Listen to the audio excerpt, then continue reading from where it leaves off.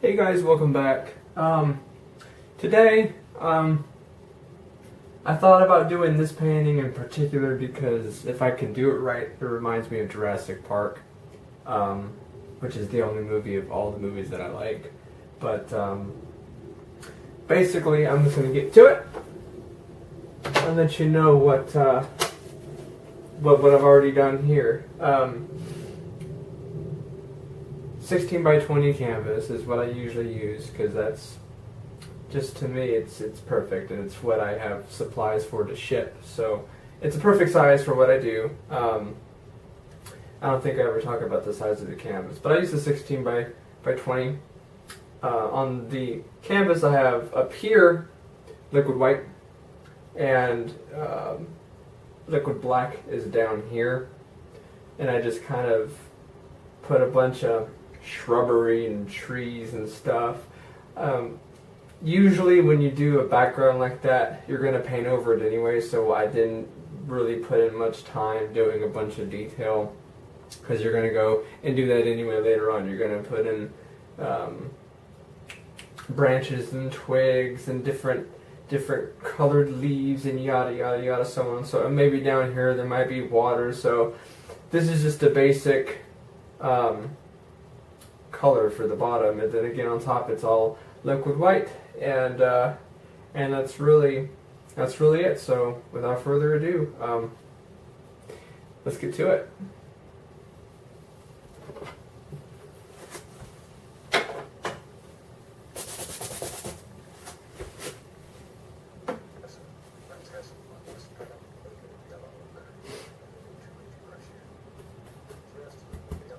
I'm getting into yellow ochre right now.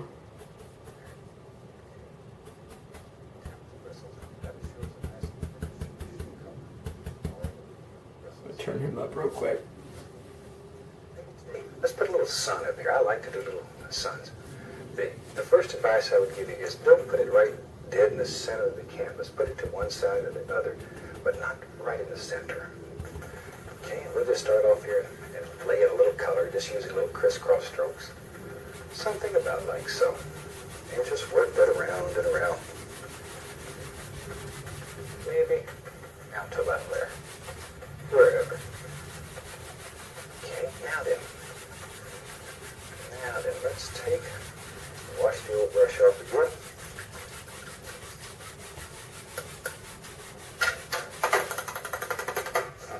All right, there we go.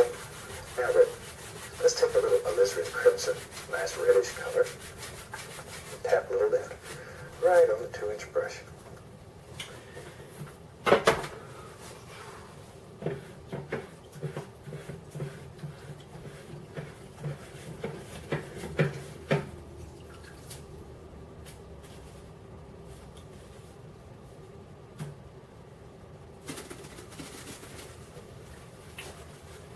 I'm just cleaning the brush before I dip into another color, which is Alizarin Crimson.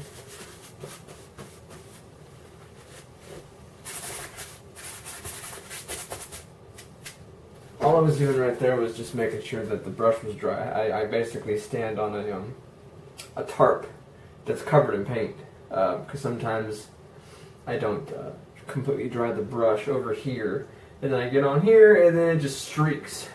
And then I have a bad day. So to make sure, I just rub it on the tarp. Okay, now right around the yellow here, I'm going to put a little bit of this alizarin crimson. Again, we're dipping into alizarin crimson. Ooh, that's but I'm still using little crisscross strokes.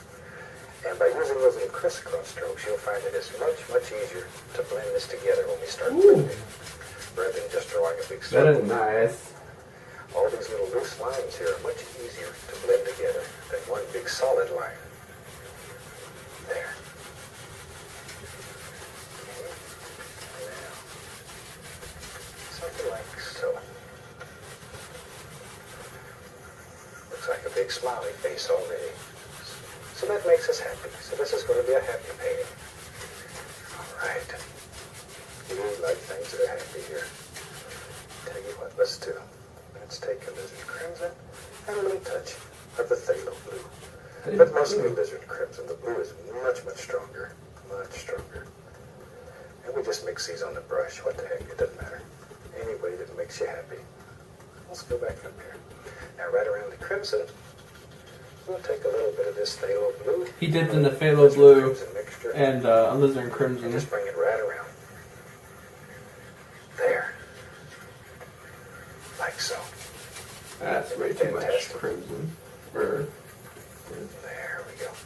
And it's going to blend right down to these little liquid black shapes that we made. Ooh. Believe it or not, some of them will still show through. If you don't rub them too hard, some of them will still show way back in the background. And if you do rub them away, you go back and just tap it a few more right over the top of the color. Either way, doesn't matter. Or you can just leave them out. Now then. Tell you what, let's clean the brush one more time. And we can begin blending all those colors together. Shake it off. And just beat the devil out of it. Now that I want to take this clean, dry brush and be sure it's dry. Be sure it's dry. And just begin blending this all together. Start from the yellow area and work outward. Because that's the weakest color. He's blending right now, all of this, but I just want to make sure that I've got the colors on there before I blend it. Because if you don't have the colors and you start blending, then you're going to go back and go, oh no, I should have added more blue, and now you have to go and do it all over again. So, and also, see, that's why I didn't really put much effort into this. I mean, it's there, but I knew we were going to blend over it and paint over it, and it just, there's more stuff to do to it later.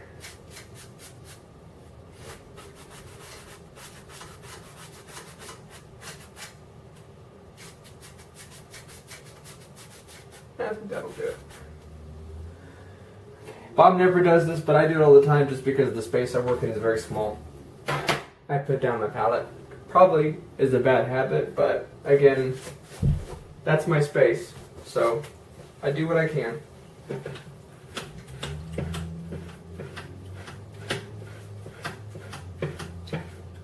With what I got.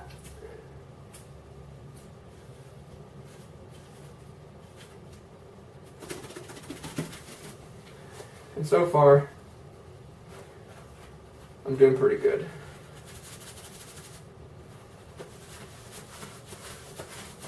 This is my version of beat the devil out of it. It's not fun. In fact, I prefer to just wah, but I can't wah because there's a wall, and then paint will get on the wall, and then I would be in agony city. So, oh yeah, blend. The yellow area and work outward. Tell you what, let's clean the brush one more time. And we can Just making sure I'm going to start here before I do anything because I don't want to screw it up. I think he says start with the yellow. And just beat the devil out of it. Now that I want to take this clean, dry brush and be sure it's dry. Be sure it's dry. And just begin blending this all together. Start from the yellow area and work outward because that's the weakest color. There. And try not to take this dirty, contaminated brush back up here into the center. If you do, you're going to lose your nice color up here. But we're still using all those little crisscross strokes. And that'll just blend it right together. There. You know, we've got so many letters in some of the earlier shows. I showed my little squirrel that lives with me. And we've got literally hundreds of letters and calls about the little rascal. So I thought I'd show it one more time, since this is the last show. And let's just let you see this little rascal and see if you like him half as much as we do. This is what he looked like when Annette and I first got him. He looked like a little drowned rat. And this is what he looks like today. He is one of the most precious little creatures to me. And he lives in the house with me, sort of runs around and tears everything up. But he's right on the verge of being at the age where I have to turn him loose. Because he's ready to go free now. Go live with his own kind. He just puts up with those bushy-haired guys so long, and then he's ready to go back. very special to me. Very, very special. I hope you enjoy seeing that little devil. All I've been doing here is just blending this so it's very soft. Now then, we'll clean that brush one more time. I want to brighten this guy just a little bit more. Because I really want this guy to stand out really strong. He's about to brighten it, but before he does it, I want to just keep blending so you don't see the brush strokes. Because if you see the brush strokes, I mean, you know it's painting. Me know like that.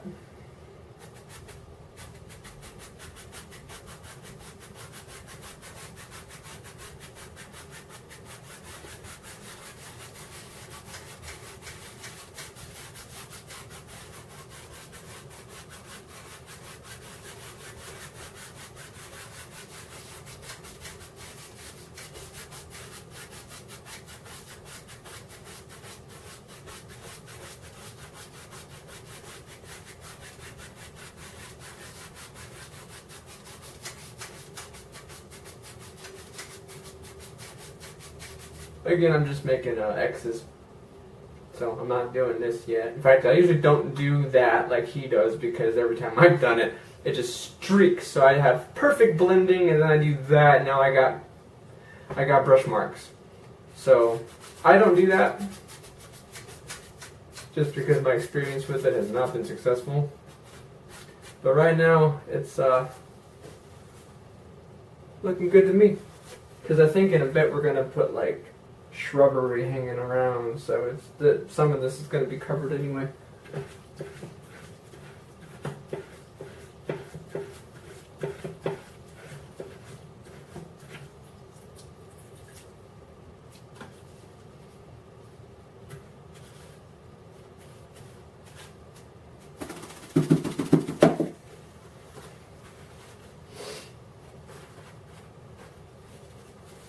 Of course, my trees down here are gone, but whatever. We can always put them back in there. No biggie.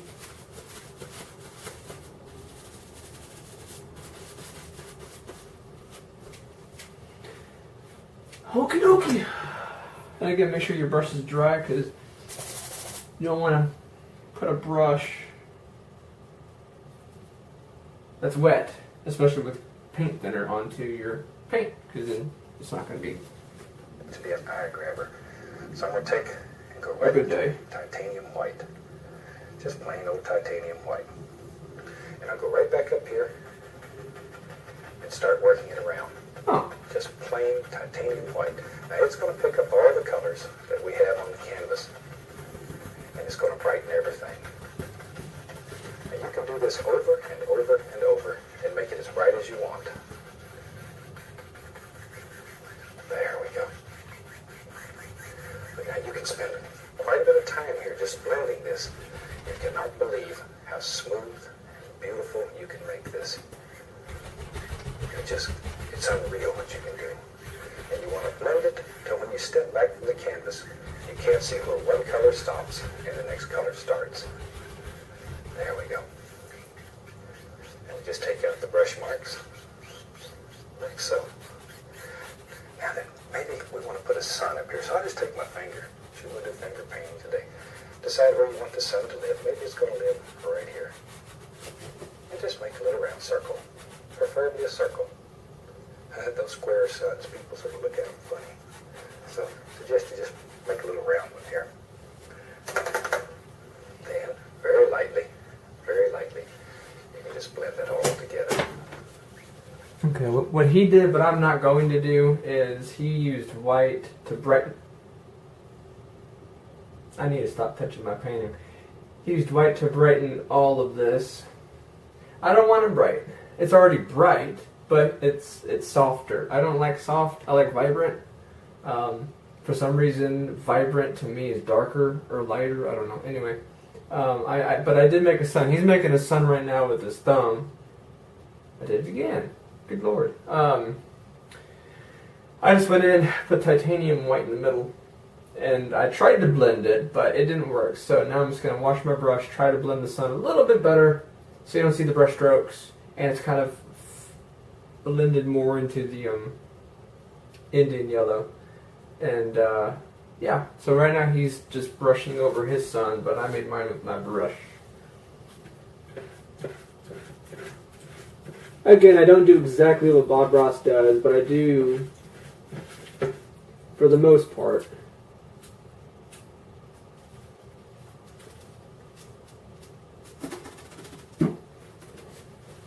Because once you get his techniques down, you can do the exact same thing. But the reason this show's called Beauty and Darkness is because I just think, you know, dark things are just as beautiful to look at as bright, shiny things.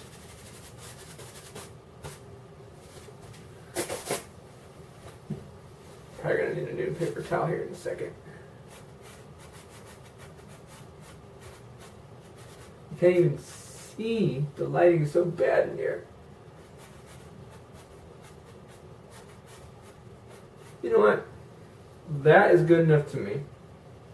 Now I'm gonna wash my brush again. This is going to be one of those paintings that you're probably going to wash your brush about as much as the last one, because I think the last one with the palm trees and the beach, I'm pretty sure I washed my brush at least 10 times or so. I mean, it was ridiculous. Fun, but ridiculous. Because the next day you go to paint and you got bristles falling out. Or maybe that's just me. And this is just the tip. I do it sometimes just because when I paint, a lot of the time, I mean, maybe 3 times out of 10, that's not the right ratio. I get bristles in my painting. So before you paint, if you want, I do this sometimes just because if I see something sticking out, I'll grab it. Because I don't want it on here. Because then you got to knife it off and then fix whatever you just scraped and all that nonsense. Just, you know, I don't think Bob ever did this. He talks about it sometimes, but just kind of pick at the bristles if you see anything so that you don't get bristles on your painting because it's not fun. There. And the more you blend it, the softer it'll become until it literally just disappears if you want it to. Yeah, very lightly. We'll go over the entire canvas. Yeah, he's doing the whole, but I'm not doing that because every time I do that, I get brush strokes. Okay. Let's wash the old brush. Wash the old brush. That's the most fun part of this whole procedure is washing the brush. But as I mentioned to you, my camera people don't think much of this procedure. Sometimes they get a little upset with me. In fact, I tell you what, I'm going to ask him to turn the camera around and let you see. This is Richard. And Richard's been with me since the first series. And as you can see, Richard has finally got smart. And he now wears a raincoat. He got tired of all of his clothes being painted. So we appreciate all of his work, though, that he's done with us. And the fact that he stays with us even though he's got splashed. There. Now, I'm going to go back with a little bit of this liquid black and maybe just put in a few indications. I wipe most of mine out, too.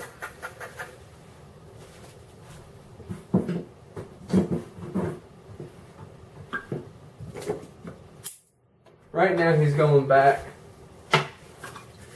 and I got a butterfly knife and it's really hard to open when your hands are greasy. He's just going back and he's re-adding all the bushes and stuff. So I can't open it in here just because there's no room, so I'm going to step off real quick, open this up, and let me shake it first. Open it up and bring it back and yeah, just add my shrubbery.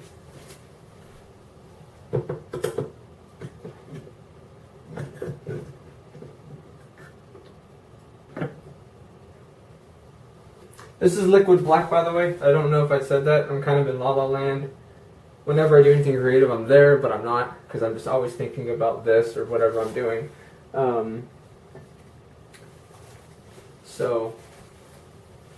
And this is very strong. I mean, not really. It's kind of, what's the term? Opaque.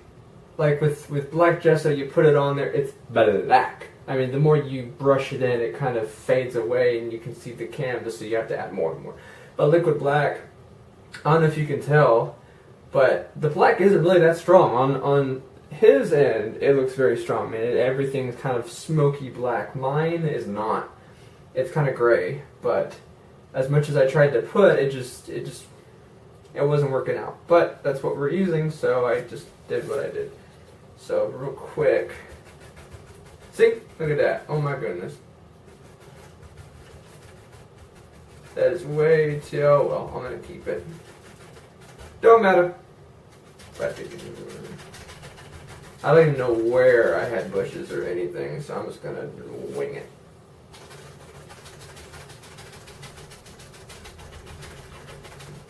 It looks like a cactus. There we go.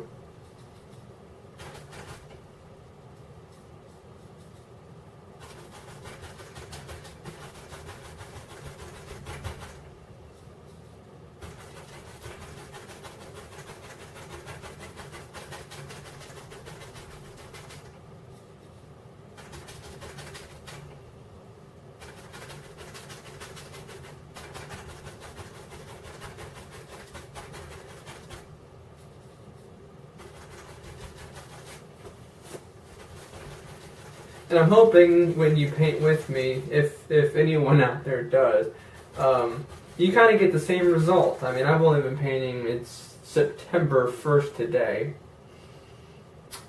I've been painting since March of this year.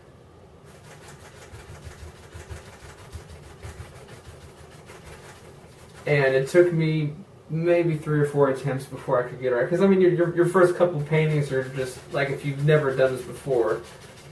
To me, when I did it, it just depressed me because it wasn't at all what I wanted it to be. My first couple paintings. But then the more I did it, the more I just picked up his technique. And he's very specific on, you know, how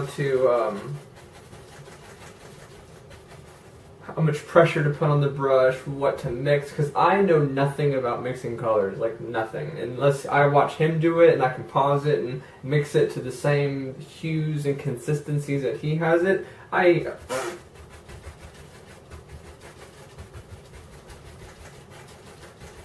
So, honestly, I mean, Bob Ross taught me how to paint. That sounds weird because, you know, the man's been dead for 25 years or something like that. But hey, it's true. No one else taught me how to do this. I went to YouTube, looked at all the videos, did the ones that stood out the most to me, and fell in love with it. And the reason I started this series is because when I would talk to people about, oh yeah, you know, I paint like Bob Ross. Well, I don't say that, but I paint Bob Ross stuff. I would always hear, and I still do, oh, I wish I could paint, but I can't paint. No, you can. Anyone can do anything, and I mean anything. You just have to put your mind to it. You know, it's that mind over matter thing. If you have your heart in the right place and you want to do it, you're going to do it. And that goes with anything.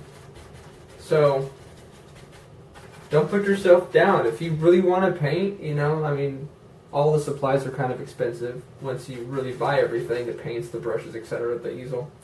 But once you get it all, man, you get to, it's so much fun, and it's so rewarding. I'm talking a lot because I don't want to be like this. So, I'm just putting in the shrubberies, if you will. And some of it was really dark and you could see the brush strokes, so I'm just kind of blending it in and I'm done. So I'm going to see what Bob is doing and before I clean my brush.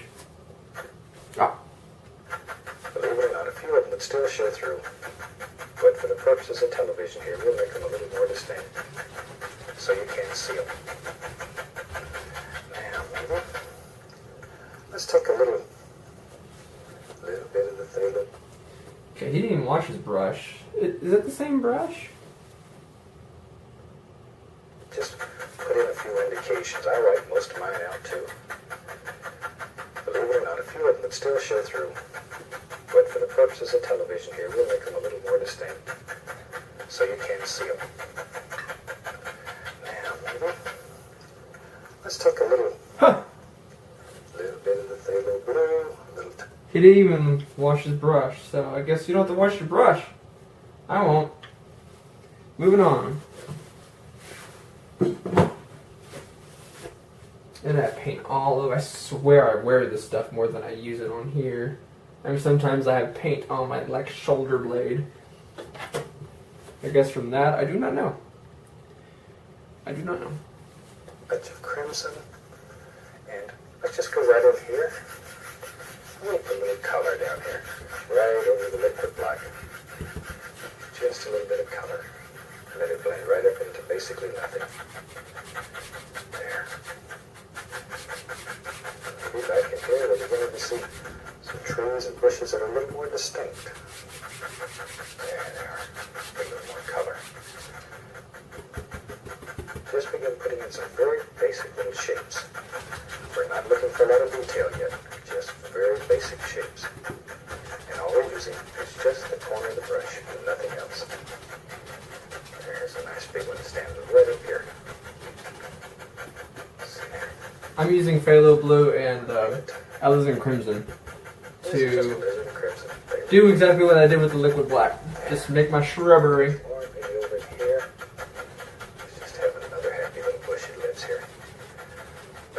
All those ones that we made with the liquid black. We're going to leave those back there, and they'll show through, and they look like things that are very, very distant and sort of hid in the mist back here.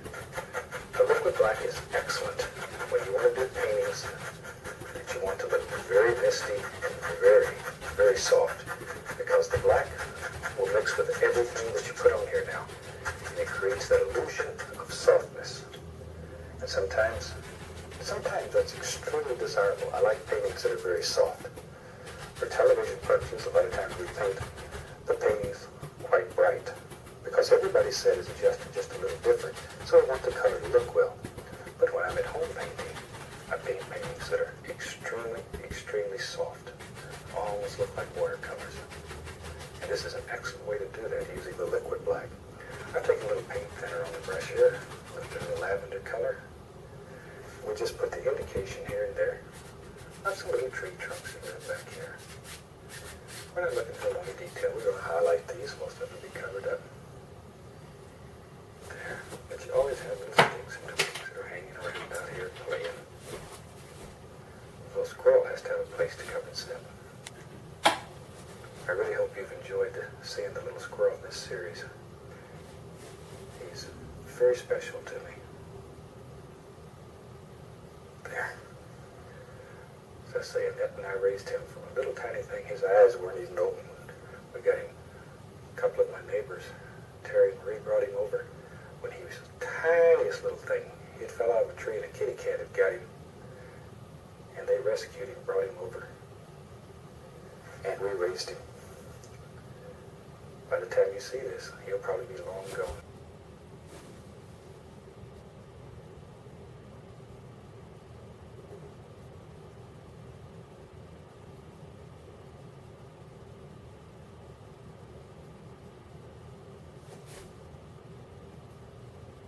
If you're anything like me, as much as I love to see branches and twigs, it is a pain in the absolute butt to make them. Because no matter how much paint thinner and paint I put on these brushes,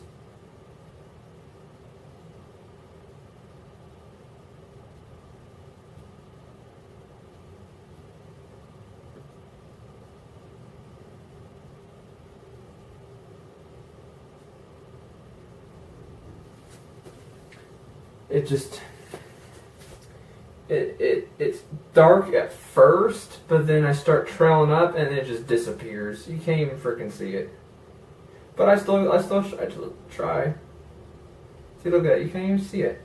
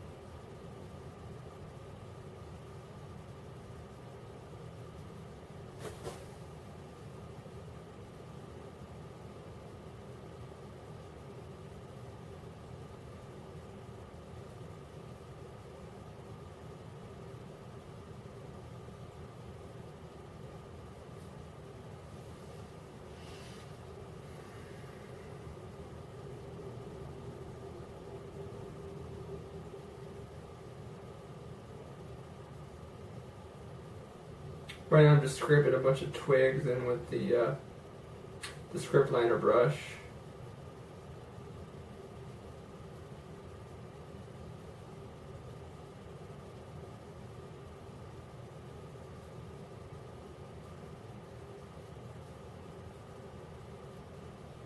Little pieces of grass here and there.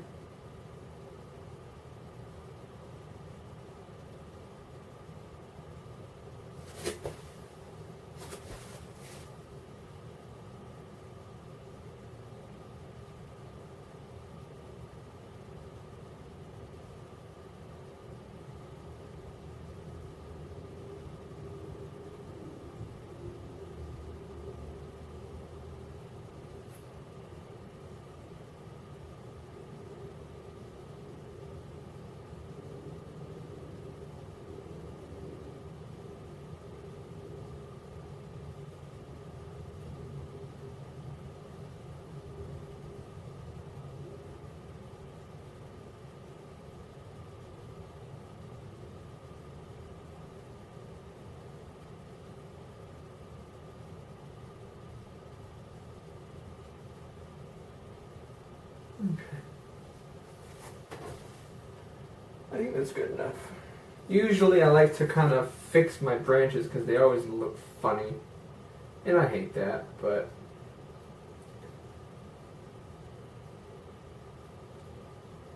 as you know, the golden rule is a thin paint will always stick to a thick paint, but I can never get it to stick. I mean, I could douse the whole thing in paint thinner, and then the only thing that'll remain is the frickin' twigs. Just to laugh at me. Just to laugh at me. They won't stay when I put them there, but they'll stay when I want them to go away. Ain't that how it works?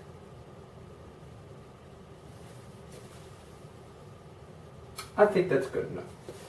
Continuing. Car pavements. All those things that we all have. There we go. Now we got a few little sticks and twigs in there. But just use the same old dirty brush, it doesn't matter. Right into a little yellow, get a little sap green. Maybe even a little brown to dull it down. Oh, there we go. That's nice. That's nice. Tap a little bit into the bristles. I'm going to get a little yellow ochre too. There. A little bit of yellow ochre. Okay, let's go right up here. Now then, begin picking out little individual things here. There's a happy little tree. Lives right there. See? There he is. Okay. Maybe right here's another one. Absolutely. You knew that. You knew there was going to be a tree there. There. Okay, maybe right over here on this one. And we just put all kinds of little leaves and just foliage everywhere. Everywhere. Get a little more of the sap green. Come right in here. There's a nice one. He was hiding back here in the background. We need to pull him out. Every once in a while, maybe a little touch of the Indian yellow and a little touch of bright red. We'll sparkle it up. Ooh, that's pretty. That's pretty. These kind of colors just make you feel good. They make you feel good. And that's what painting's all about. It should make you feel good inside when you paint. There. And the most pleasure of all in painting is sharing your painting with other people, you know. The fact, do a painting and give it to a friend. It's the most fantastic feeling that somebody, and when they go ooh and ah, and they say, you didn't paint this. That's because they won't believe you painted it. They will not believe it. And that may be the nicest thing of this whole thing is just sharing what you can do with other people. There we go. Now maybe back in here. Let's begin making maybe some little grassy areas that fit back in here. Wherever. And all we're doing is tapping down for the greens and yellows. But see how subdued and soft this looks? That's because of the liquid black on the canvas. This will look very, very soft and if you use the black gesso, you could get the same idea, but it'll look totally and completely different. Don't get black gesso and liquid black confused. Black gesso is like acrylic paint. It's a primer that goes on the canvas. Liquid black is an oil-based paint. It's very slow drying, whereas gesso dries very quickly. There. Okay. You can put the gesso on in probably about 30 minutes you're ready to go. The liquid black is designed to stay wet through the entire painting. Okay, maybe right in there, wherever. We can just put all kinds of happy little things in there. Tell you what, that just looks like a perfect place to me. Let's do it. Let's do it. In my mind, I see a happy little stream that's back here. I'm going to dip the brush into a little bit of the liquid. Alright, Mr. Bob's jumping ahead of me here. Just a little bit, because I'm still over here and he's already got this colored. He's making a stream. So, I'm going to slow him down.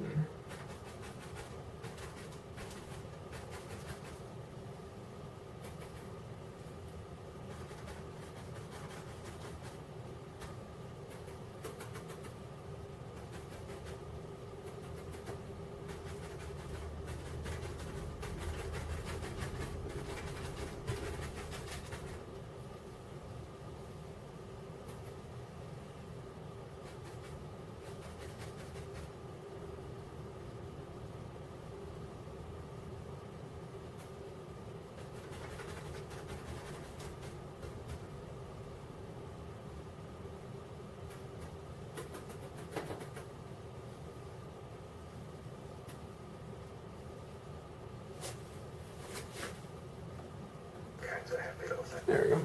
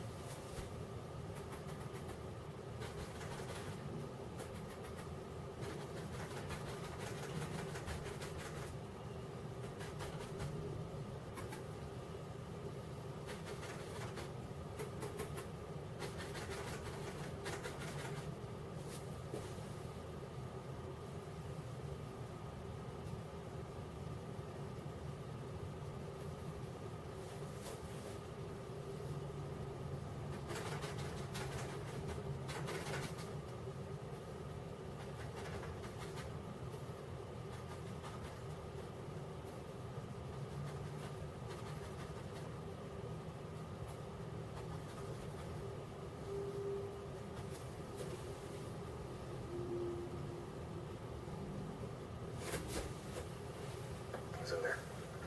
Tell you what, that just looks like a perfect place to me. Let's do it. Let's do it. In my mind, I see a happy little stream that's back here. I'm going to dip the brush into a little bit of the liquid white and go right into titanium white. Just pull the brush through. Maybe the least little touch of phthalo blue in there. Least little touch, just enough to give it a little hint of color. Okay, let's go back up here. And then maybe our little stream, it comes from back here, so we don't know where it comes from. It comes around the corner there. Maybe there's a little waterfall right there. Push it upward with the brush. Just push it upward, like so. There. Okay. There it comes. Streams are so much fun to make with this. And it comes right here and falls over. And there's all kinds of little rocks and stuff underneath here that we can't see. So just use your imagination and decide where you think there might be a rock living underneath, and it causes the water to do all kinds of beautiful things. Sometimes just for no reason. reason it looks like. You can barely see my water, so I'm gonna get some liquid white.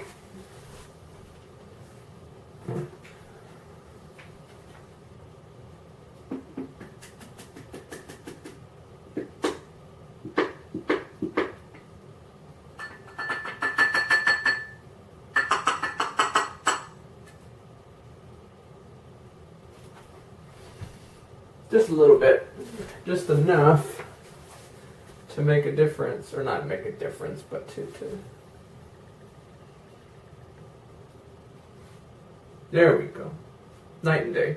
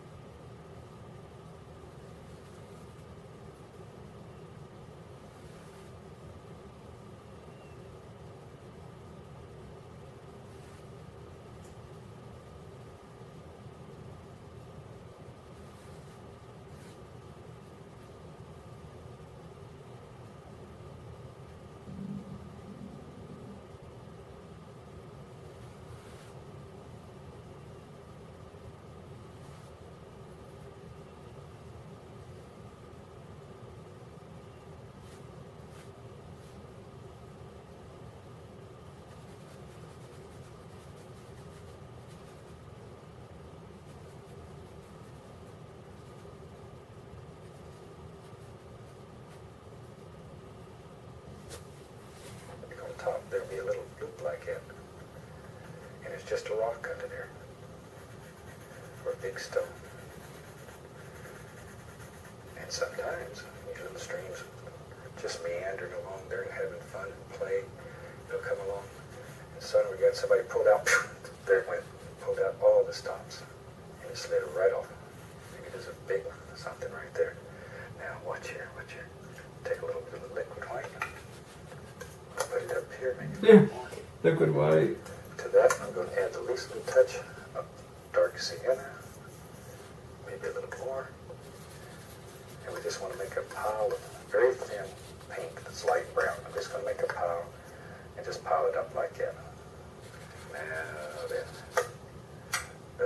we'll use the old filbert brush today. We'll go right into brown, put it on both sides, and we'll go down to this very thin paint with a light brown in it, and just wipe through. So on one side, there's light, and the other side is dark. See there? Okay, let's go right up here. And maybe back here in our world, there live some little stones. And this way you can make the highlight and the shadow of the stone both in one stroke. That easy. Maybe there's stones all over the place. We don't know. Wherever you want them. This is a super way of making a lot of little stones very rapidly. A little more of the color, maybe down in here. I don't have a filbert brush, but I'm going to get to that. That's why there's a waterfall. Maybe it comes around, and all the little waterfall, so it pushes it back. Just sort of look at the base, you should just wipe through, push it up, like maybe a little more. Yep, see that thing? A little more of the color. Just want to make a top.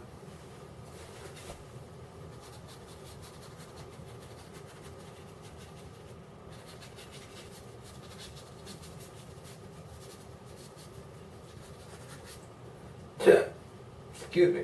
I don't know what that was.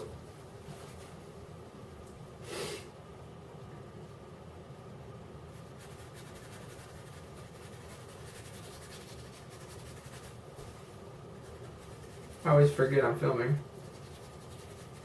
I get in the mode, man. I just get in the mode.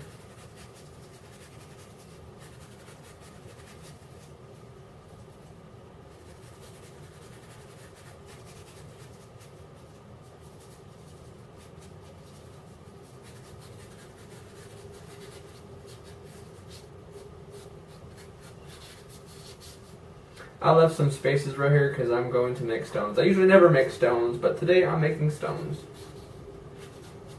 Some simple stones. How I'm going to do that, I have no idea because I don't have a filbert brush, but we're going to figure it out. We're going to figure it out.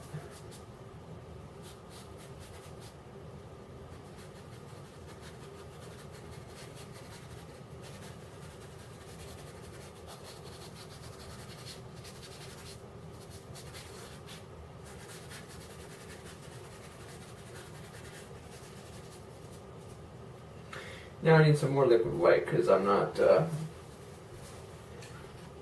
too impressed with my waterfall there.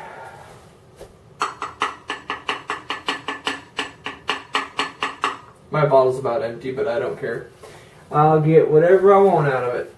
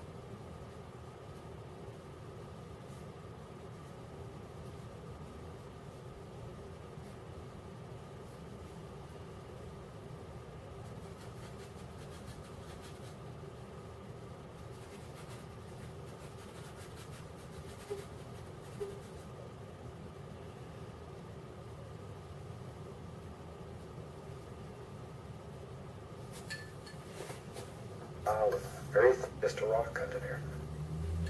That's what I'm missing. Thanks.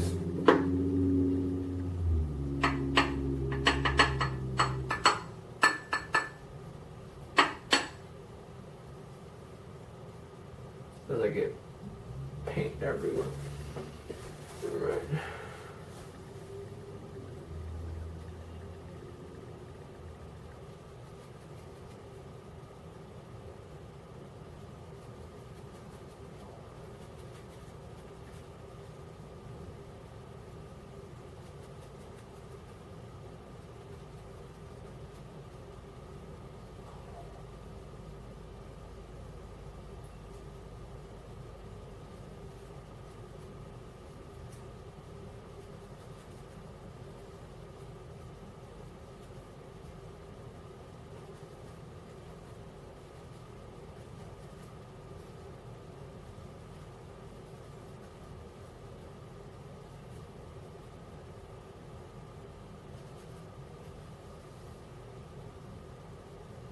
It's good enough.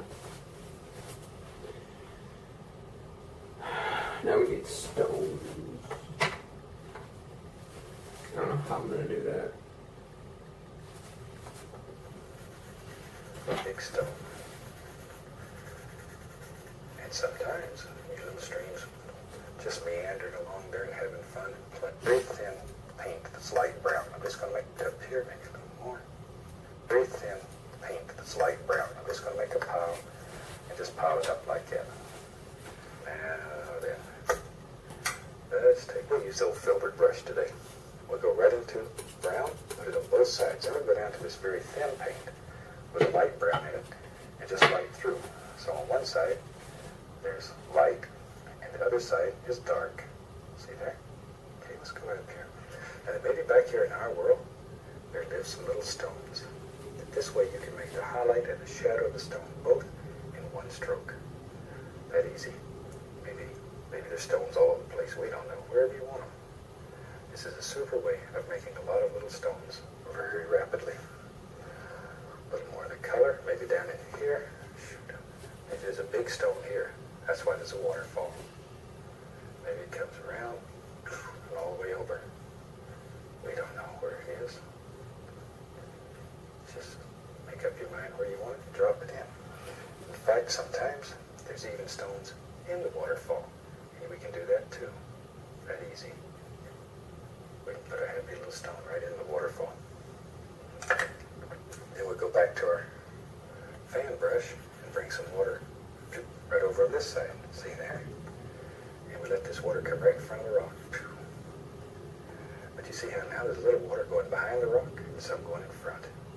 And when it hits down here, needless to say, it's going to splash. Push upward with the brush and get that nice splash in the foam and all the churning and carrying on that goes on down here.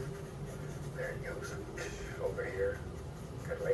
noises. Though. Of course, people look at you a little weird when you're painting and you make all these funny little noises. But that's all right. Painters are expected to be a little different. So use your artist license. Your artist license comes from your first tube of paint. And it says you're a painter. You can do weird things and you can paint anything that you want on canvas. You can create your own world. Now maybe, let's grab another. Just talking about how weird painters are. Let's go over here. Let's take a little black, a little crimson, a little brown, what the heck. On the 2-inch brush, just tap a little color into it. Maybe over here. Maybe right here. We don't care. Maybe there's some big bushes that live over here. Somewhere. Right there. And there. And we'll bring him all the way up. Maybe that's what holds the waterfall in here. Comes way out like that. But see, this creates another plane and pushes that waterfall way back in the distance. There. All we're doing now is putting down some dark, so our light color will show when we put it on here. It's the only reason we're using this dark. Is to cover up over the waterfall, so it pushes it back. There. Okay, now then I'll go back to my other 2-inch brush that we had our greens and yellows and all that on. There. Tap in a little bit of color.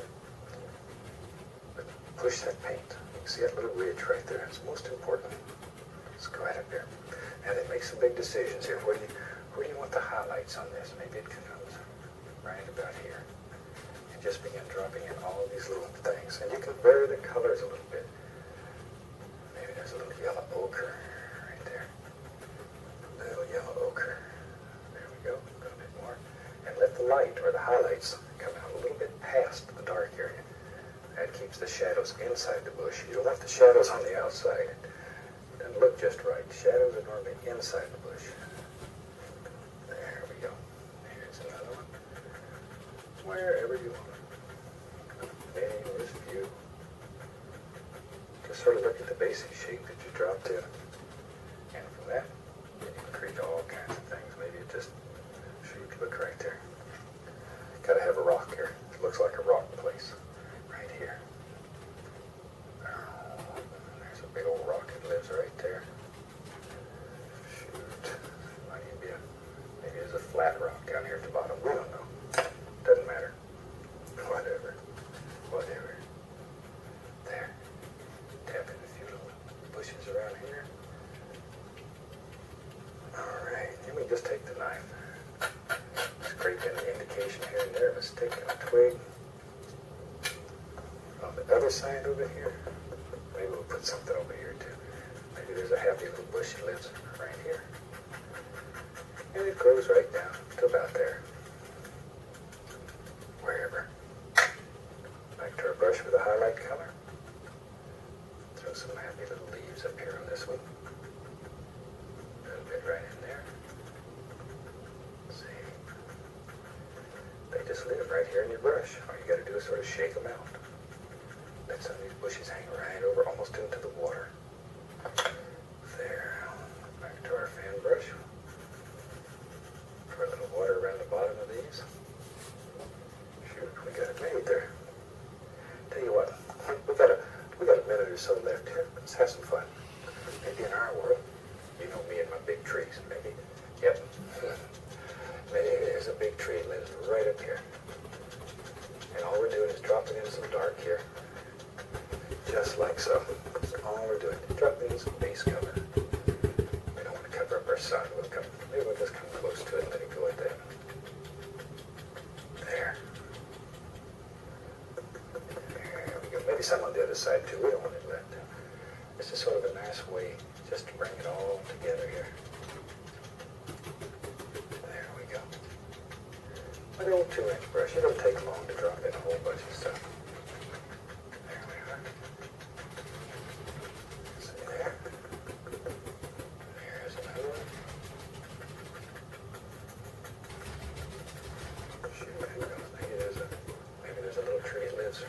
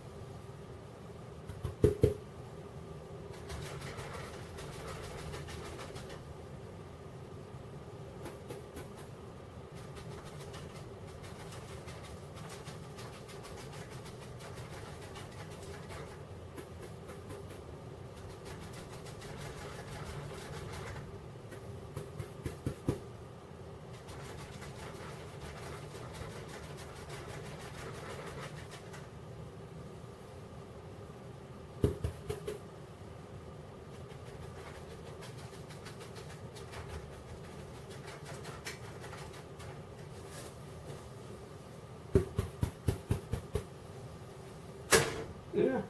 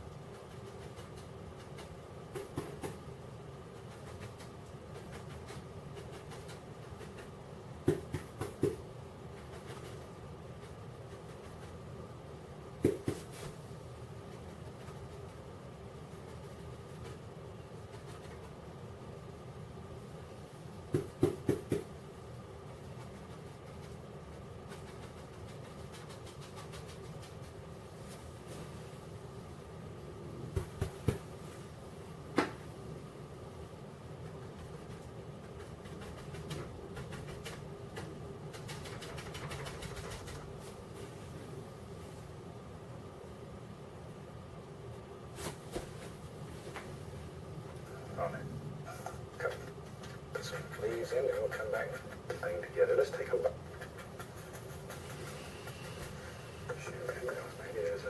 Maybe there's a little tree that lives right out here. We'll put some leaves in, and we'll come back. Put a trunk right there. We'll make a tree right there. We can do anything that we want here. Any old thing.